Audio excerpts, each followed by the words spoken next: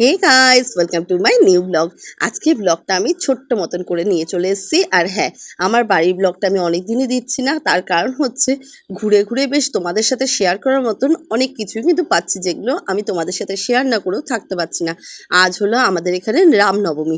জানি ভিডিওটা একটু লেটে ছাড়া হলো, কিন্তু তার জন্য তোমাদের কাছ থেকে আমি ক্ষমা প্রার্থী। রামনবমীতে আমাদের এখানেও কিন্তু বাসন্তী পুজোর যেহেতু সময়, সেটা তো তোমরা সবাই জানো, আমাদের পাড়াতে খুব বড় করে বাসন্তী পুজো হয়। হয়তো পুজোতে আমি এখানে থাকতে পারিনি, তাই জন্য তোমাদের সাথেও শেয়ার করতে পারিনি। ভাবলাম রামনবমীর দিন যখন বেরাচ্ছি, তাহলে বাসন্তী ঠাকুরও দর্শন করে নেব সেই সুযোগে। তো দেখো, তোমরা তো দেখেইছো আমাদের পাড়াতে দুটো মন্দির আছে, বড় বড় বজরংবলীর মন্দির। তো সেখানেই আমি ঘুরতে চলে এসেছি ছেলেকে নিয়ে সন্ধ্যেবেলা। আর হ্যাঁ, আর সকাল থেকে আসতে পারিনি, তার কারণ আগের ভিডিওটা তোমরা দেখিয়েছিলে জমিদার বাড়ির যে গেছিলাম আমি, আমার যে যা আছে তার মামা বাড়িতে। তো সেই জন্য আমি আর সকালের দিকে আসতে পারিনি। তো দেখতেই পাচ্ছ কত সুন্দর করে, কি সুন্দর করে মন্দিরটা সাজিয়েছে না এখানটাতে। সকাল থেকে আরও অনেক কিছু হয়েছে, যেগুলো হয়তো আমি মিস করে গেছি। তো যাই হোক, সন্ধ্যেবেলা এসছি, এসে একটু পুজোটার আরতি করা দেখে নিয়ে গেছি, হয়তো দেখতে পেয়েছি সেইটুকুই। দেখো ঠাকুরকে কি সুন্দর সাজিয়েছে না, খুব সুন্দর লাগছে দেখতে। শুধু ঠাকুরই সাজায়নি, কিন্তু ঠাকুরের সাথে সাথে মন্দির আর মন্দিরের সাথে সংলগ্ন যে রাস্তাটা আছে সেটাও খুব সুন্দর। দেখো, পুরো দুর্গাপুজো কালী পুজোতে ঠিক যেরকম জমজমাট মানুষের ভিড়, মানুষের সমাগম, তার সাথে ওপরটাতেও খুব সুন্দর করে সাজিয়েছে, নিচের লাইটিংটাও খুব সুন্দর, গানও দারুণ দারুণ হচ্ছিল। কপিরাইটের ভয়ে আর আমি সেই গানগুলো দিতে পারিনি। এই যে দেখছো না, লাইন করে সবাই দাঁড়িয়ে রয়েছে, এখানে না ঠাকুরের ভোগ দেওয়া হচ্ছিল। ভোগে কি ছিল? ভোগে ছিল হচ্ছে পোলাও আর আলুর দম, আর তার সাথে অল্প করে বোঁদেও দেওয়া হচ্ছিল। আর এই সাইডে লাড্ডু দেওয়া হচ্ছিল সবাইকে। আমি আর এদিকে প্রসাদের দিকে আসিনি, তার কারণ তোমরা তো জানোই আমার শ্বশুর এখানকার মেম্বার। তো আমার শ্বশুর অলরেডি প্রসাদ নিয়ে গেছিলো, সকালবেলা পুজো দিয়ে প্রসাদ নিয়ে গেছিলো, তাই জন্য আমি আর এখন নিলাম না। আর সত্যি বলতে এখন ভিডিওর জন্য এতটাই ব্যস্ত থাকি যে প্রসাদ খাওয়ারও সময় করে উঠতে পারি না।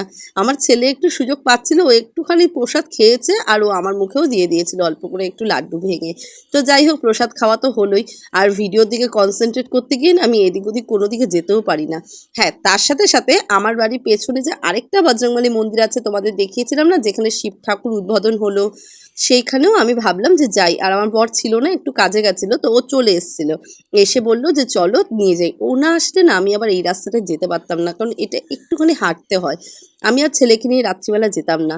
দেখো, পুরো দুর্গাপুজোর মতন লাইটিংগুলো করেছে না, কি দারুণ লাগছে দেখতে, মনে হচ্ছে যেন দুর্গাপুজো। আগে কিন্তু আমাদের এখানে এতটা জমজমাট ছিল না, এই পুজো দুটো হওয়াতে না খুব সুন্দর এখানে জমজমাট থাকে। নর্মালি এতটা লাইটিং সেরকম কিন্তু এতটা হতো না আগে। সারা রাস্তা লাইট দেখতে দেখতে হাঁটতে হাঁটতে প্রায় মন্দিরের কাছে চলেই আসলাম। তোমরা দেখতেই পাচ্ছ, লাইটগুলো দেখে বুঝতে পারছো নিশ্চয়ই যে মন্দিরের একদম কাছাকাছি চলে এসেছি। তো চলো তোমাদের সাথে এবার ঠাকুরের দর্শনও করাই। এই হলো আরেক বজরংবলীর মন্দির। এই যে তোমরা দেখতেই পাও, সকালবেলা আমি হাঁটতে যাওয়ার যে মর্নিং ওয়ার্কে ভিডিওটা করেছিলাম, এই যে পেছনে যে পুকুরটা ছিল সেই রাস্তাটাই এটা। দেখো, খুব সুন্দর, এখানকার ঠাকুরটাও খুব সুন্দর হয়েছে। এই মন্দিরটা না একদম নতুন।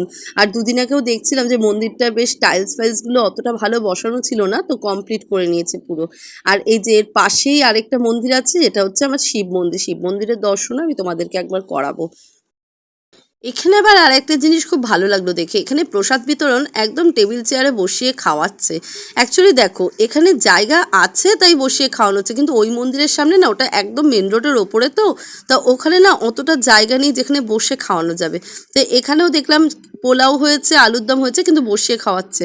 তবে এত ভিড় যে আমরা আর এখানে লাইন দিইনি, ওখানে একটু হাতে করে প্রসাদ নিয়ে খেয়ে নিয়েছিলাম, তাই এখানে আর আমরা লাইন দিলাম না। তো চলো তারকনাথের এবার দর্শন করিয়ে আমি ভিডিওটা আজকে এখানে এন্ড করছি। কেমন লাগলো তোমাদের অবশ্যই কিন্তু আমাকে জানিও, আর ভালো লাগলে অবশ্যই একটা লাইক করে দিও।